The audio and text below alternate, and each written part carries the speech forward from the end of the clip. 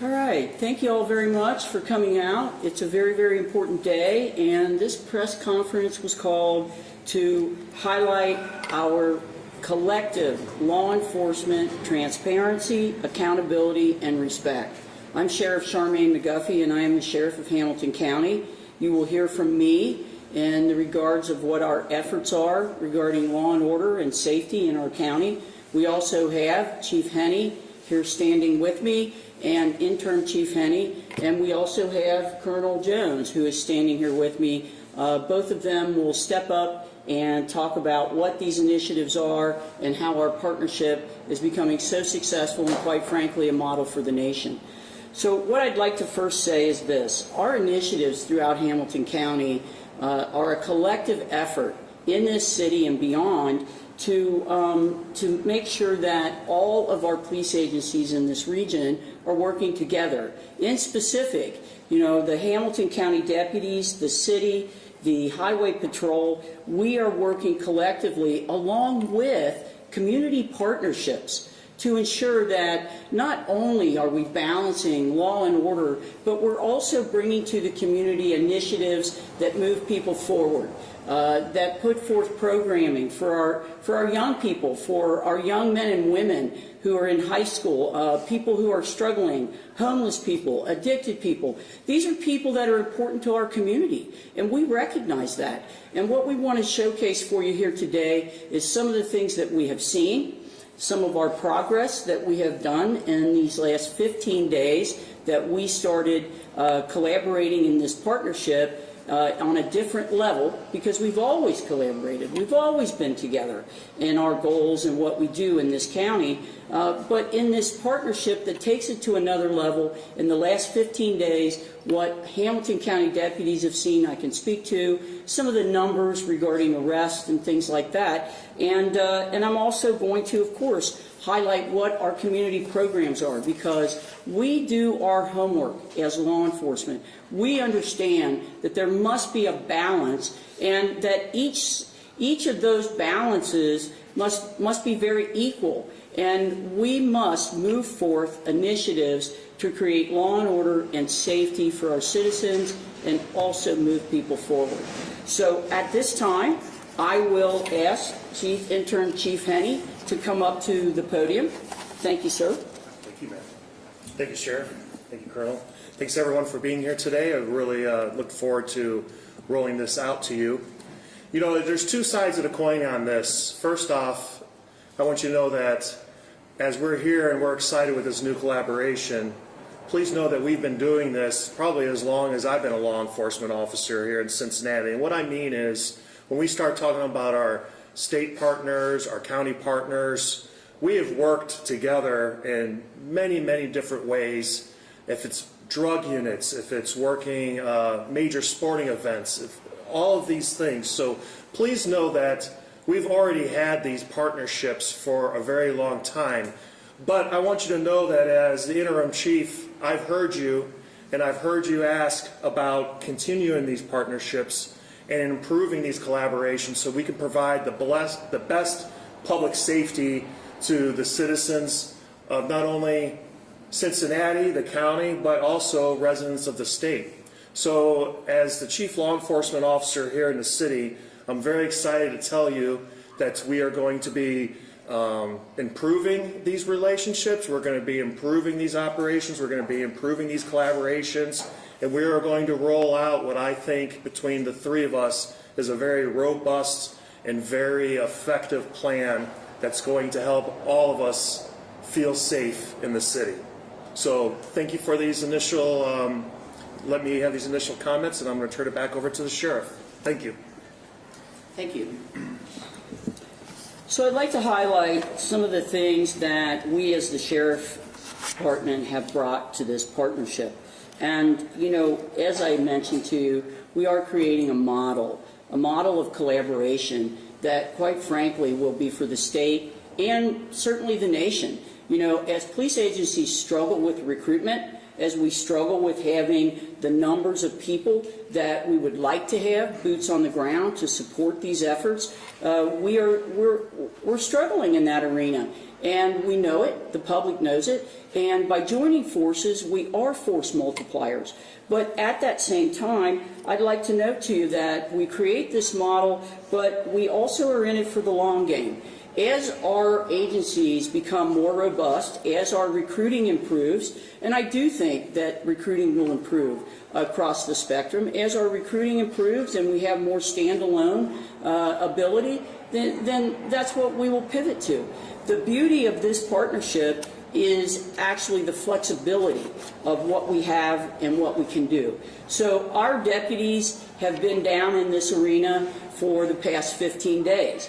In this 15 days, in collaboration with law enforcement, I want to point out to you, very importantly, we have given out almost 200 warnings, okay? Warnings. Those are our deputies and police officers, approaching people and saying, hey, we'd just like to remind you of this. We'd like you to know this. And, we want to give citizens the benefit of the doubt. Certainly we do.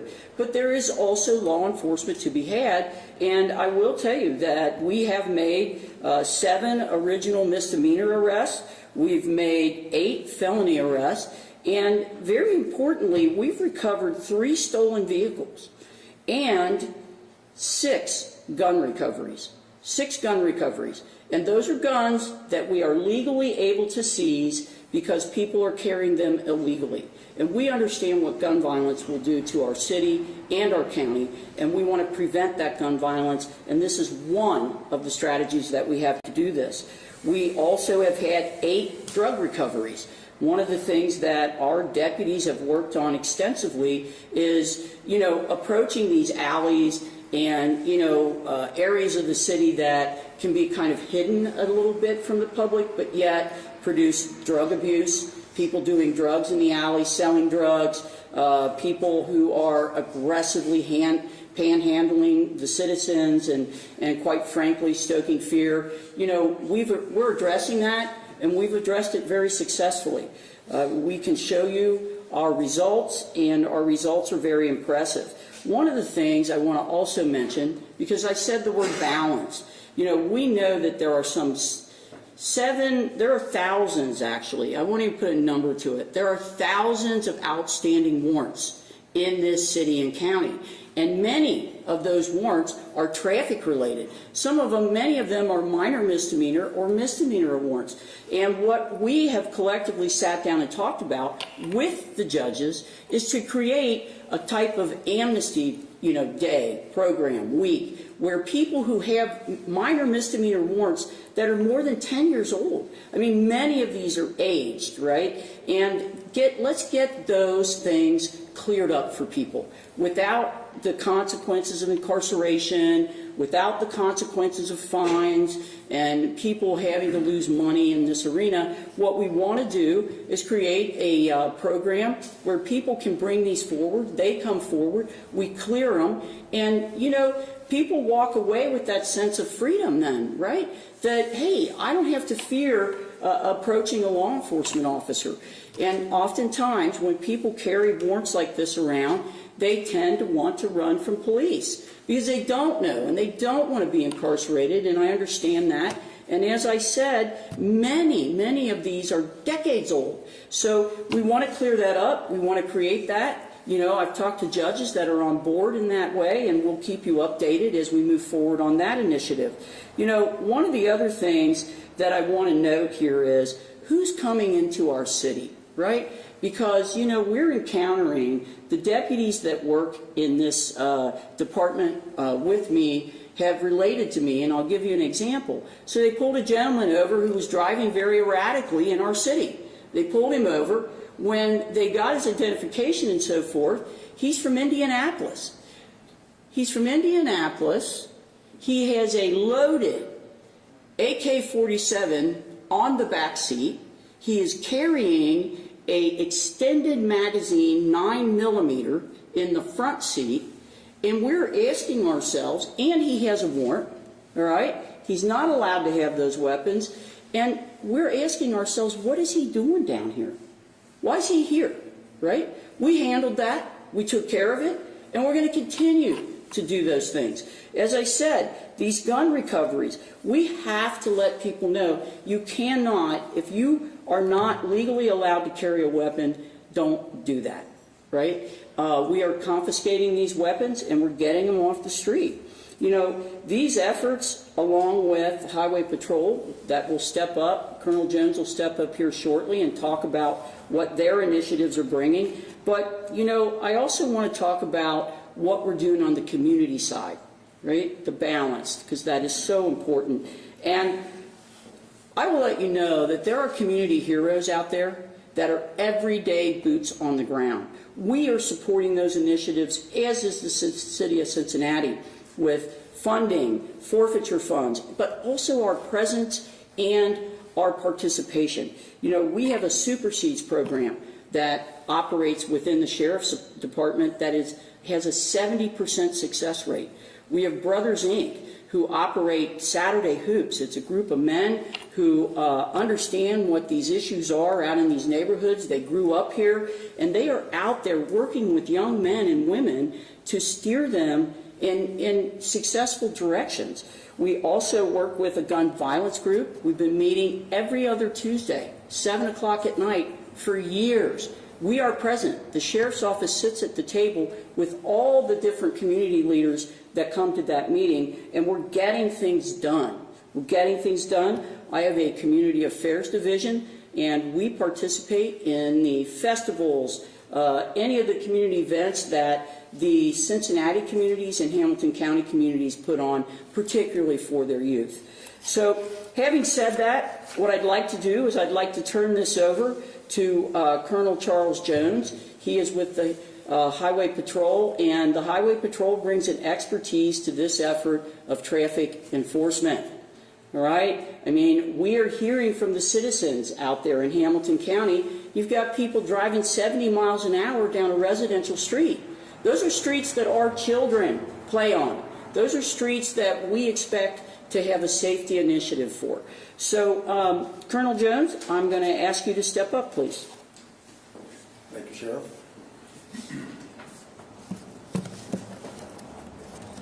Well, good morning, and thank you all for being here. At the heart of everything we do is simple yet powerful belief that every resident in Ohio, including those here in Cincinnati and Hamilton County, deserve to feel safe in their homes, in their neighborhoods, and in their communities. Safety isn't just a statistic, it's a promise. A promise that when you walk your child to school, when you drive to work, when you sit on your front porch, you should be able to do so without fear. On behalf of the Ohio State Highway Patrol, know that we care deeply about this community. We see the pain that violent crime causes, families torn apart, futures derailed, and neighborhoods destabilized. That's why we're here today, because compassion without action is just sentiment, and we're committed to turning care into impact. This commitment starts at the top, with Governor DeWine, whose leadership has made reducing violent crime and ensuring the safety of Ohio a cornerstone of his administration. Governor DeWine understands that a high quality of life is impossible without peace and security, and he continues to champion strategies to allow us to work collaboratively across all levels of law enforcement to make the streets safer. A clear example of that commitment is the assistance we have offered during recent violent crime reduction initiatives in the Cincinnati area. These operations bring multiple federal, state, and local law enforcement agencies together in an effort to remove violent criminals from the streets and improve the quality of life for everyone who calls Hamilton County home. Through these initiatives, we have taken actionable steps towards making your city and county safer. Let me share some of the ways these initiatives are not only working, but are also already paying dividends throughout the community. First, data-driven deployment. We're not casting a wide net. These are focused, intelligence-led operations targeting a small number of individuals responsible for the majority of violent crime. We use real-time data to identify high crime areas and repeat offenders, ensuring our efforts are precise and not random. The second actionable step we're taking involves strategic collaboration. This isn't one agency acting alone. We're combining the patrol's aviation resources, local patrols, and federal resources to create a unified front. On November 3rd, for example, our team safely apprehended a 13-year-old driving a stolen vehicle after a dangerous pursuit. That arrest was made possible by coordination between ground units and our aviation team without escalating the risk to the public. And the third actionable step in this collaboration is specialized enforcement. Each operation is tailored to the unique needs of Cincinnati. On October 14th, our team arrested a 15-year-old carrying an illegal firearm, just hours after a police officer was assaulted nearby. That same night, we recovered drugs, made multiple felony arrests, and removed a weapon from the streets. These aren't isolated wins. They're part of a sustained, collaborative effort. So what does that mean for the people of Cincinnati and Hamilton County? It means safer streets, it means fewer victims, and it means stronger communities. These initiatives are about protection. They're about restoring peace to neighborhoods that have been shaken by violence. And they're about showing that when we work together, and I say this a lot, when we work together at the state, the local, county, federal levels, it turns out better. Let me be clear. Crime isn't just a Cincinnati problem, and this partnership isn't unique to Hamilton County. We're deploying similar initiatives across Ohio because we know they work. We're sharing intelligence, personnel, and resources to take criminals off the streets so residents can feel safe and be safe. And we look forward to continuing our work here in the Hamilton County and in Cincinnati, along with our law enforcement partners who are committed, absolutely 100% committed to this community. Thank you. Sheriff? Thank you. So at this time, we'd like to take questions, if anybody has any questions. Real quick, Yes. define the area where we're talking the statute shared over the last 15 days. What area are we, is that Reading down to the banks or geographically? Right, so we're talking about the general over the Rhine, which includes our business district down here with the restaurants and so forth. We span all the way down to the river. We typically try to stay, our deputies, in this block area here where most of the activity is in the evening. And of course, we're supported by Cincinnati Police, who give us guidance and help us when we need it. So, Sheriff, you had spouted off a couple of statistics: 7 misdemeanors, 8 felonies, 6 gun recoveries, 3 stolen cars. How different is that than a normal 15-day period? We've got no context on that. I see. Well, the reason I gave you those numbers is really simply not to give you the big overview and try to compare statistics and put out percentages and so forth, but just to let the public know these are real-time things that our deputies are doing. It is a very simplistic presentation, I'll give you that, but it does allow the public to see and understand in a 15-day period, this is how our deputies are working in this arena. We're not down here to bang people's heads together. We gave out many, many warnings, and I want to compare those warnings to what we did enforcement-wise with arrests. So, yeah, this press conference is not designed to crunch numbers. It's not designed to say who has this number and who doesn't. It's designed to let the public know this is the long game, and we're in it. We're in it, and we're going to stay in it. And we're going to stay in it with some productivity. Sorry, I don't mean to be obtuse here. I'm just Sure. confused. So, are these numbers greater in the last 15 days than they normally would have been without these collaborations? You know, it would be very difficult for me to quantify that, as I said.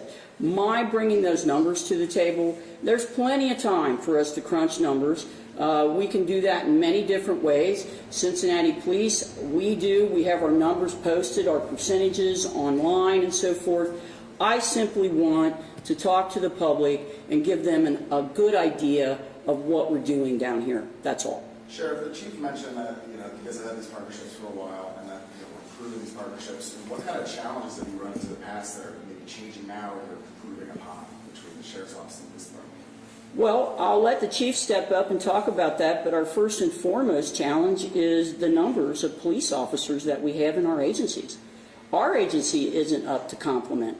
Neither are other agencies in this region. We're all, working to recruit quality men and women, and our numbers have to be elevated to where they need to be, to where we know you have efficient law enforcement numbers for those activities. And I'll let the chief express some thoughts on that.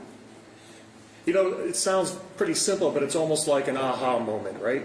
So you think about when I was telling you all of this work that we've been doing together for all of these years for various other things. And you just take that for granted. You know that those partnerships are there. We're always working together. I know the federal government isn't here right now, but I mean, even with collaboration with them, we're always doing these things and we're always working well together. And then all of a sudden a light bulb just comes off and says, hey, we're trying to provide the best. We're in the public service business, right? And what is the best public customer service that we can provide to our citizens? And we're already doing that. Us and the county are working over here, and then State Patrol and the county are working over there, and us and the county. And it's like, let's get this joint command, let's get this joint effort together to where we can focus all of these resources that we all have separately, collectively, and make sure that we're all moving in that exact same direction to provide those services to all of you. So when you're talking about like barriers, there's never really any barriers. It was just understanding that we've been operating this way for so long. It's been successful in the specific little areas that we've been working. Let's give this a try and let's see what happens. So that's why we are here today to lay this out to you. Just on a mechanical level, that's a good question. Do radio transmissions, does State Patrol and Sheriff and Police, if something's happening, how does that work? So that's what's great about us already been working like this before, because we've worked those bugs out. Those are always those little nuances that you're always dealing with over the years. All of a sudden I get new radios and they don't have the radios, or this car, or whatever that may be. But that's the beauty of this is we're not starting from the basic foundation and trying to work our way up. We've already been hitting the ground running with a lot of other things, and now this is just a new direction that we want to hit. Are you able to talk about the different things you have implemented since you came into this role? I would be more than happy to talk about that on a separate time, but right now I'd like this press conference just to focus on this joint collaboration, please. So you said that this collaboration has been occurring for a long time. Mm-hmm. The sheriff said that this is just at a different level for the past 15 days. Can you more specifically define what a different level is? Sure.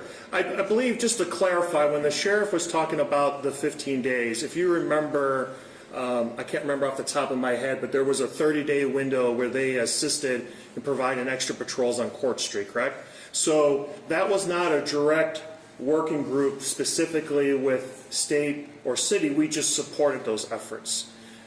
This last 15 days was the same type of thing. They were out there, they were working, we helped them with whatever they wanted.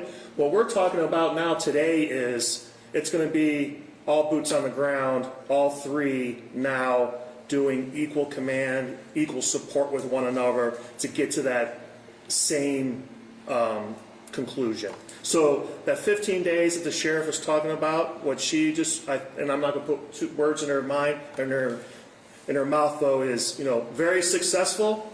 But think about that. The sheriff was successful, and that's 1/3 of the pie. Now all three of us are going to be together pushing that narrative forward, and I'm very optimistic that we're going to see even more success with that. So there are budgetary issues involved there, right? I know that August 6th to the September 5th, whatever that task force, there was money from the city that went to the Sheriff's Department, as best I recall. How do you all work that out? I mean, if you're pulling resources from State Patrol that they might want to be in Akron on Tuesday, but they're not in Cincinnati, that's a law enforcement, that money's involved. How does that work?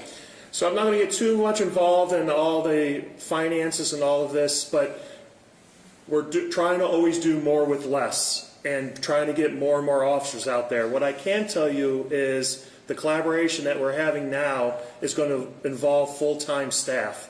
where we're not having to pay additional overtime, we're not going to have to pay for.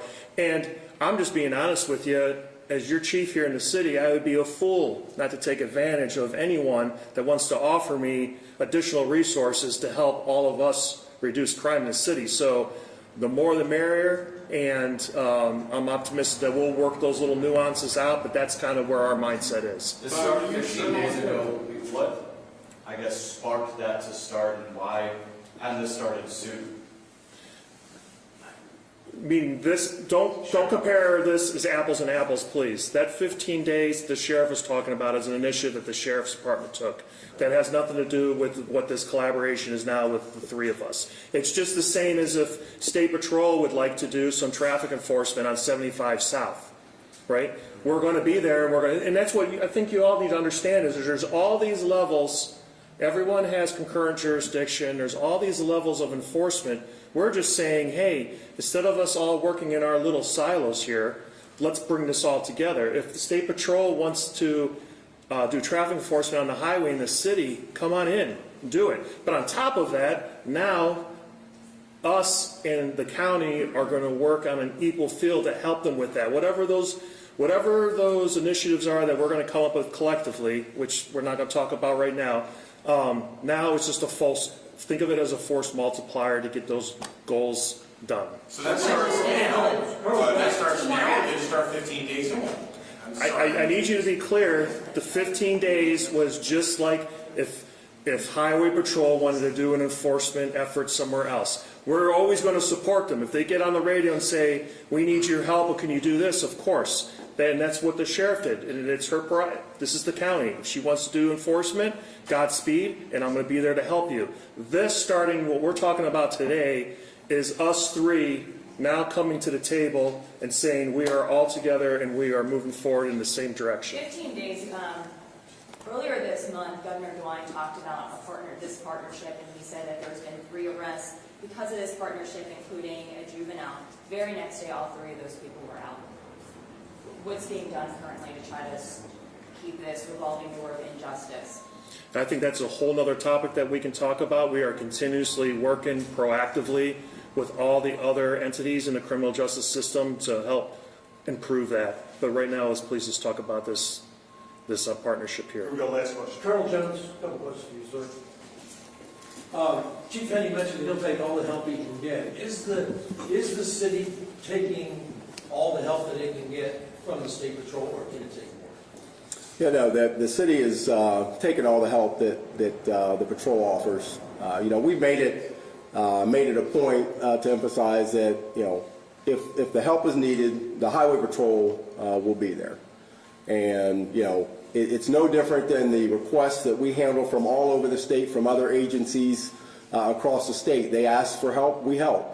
And so we're providing the resources that we can to help the city and the county, and we're going to be here with them, walking side by side with our troopers out there, helping as much as we can, as often as we can. So. And the resources for Sunday's FC game, is the State Patrol helicopter going to be in the air, or what are you doing there? Yeah, well, I won't talk about specific procedures, but I can tell you that is normal. We help out with the games, whether it's FC Cincinnati, whether it's the Bengals.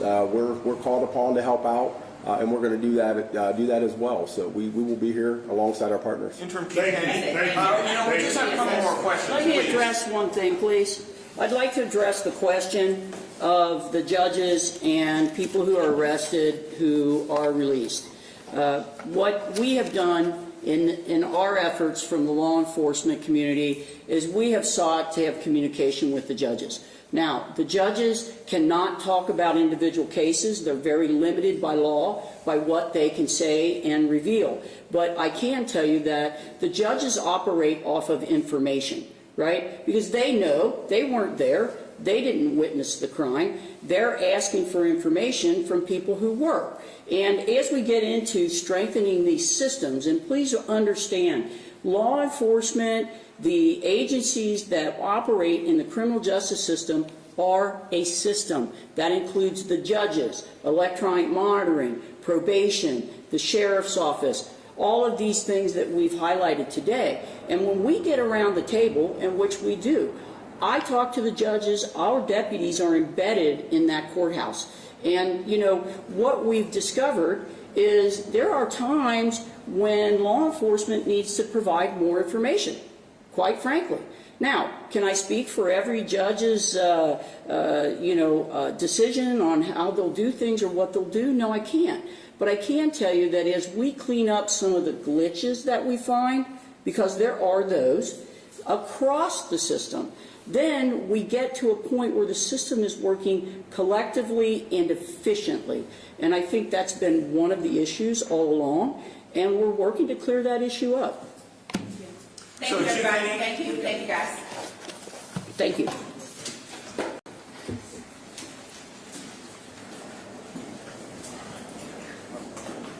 Yeah. Colonel.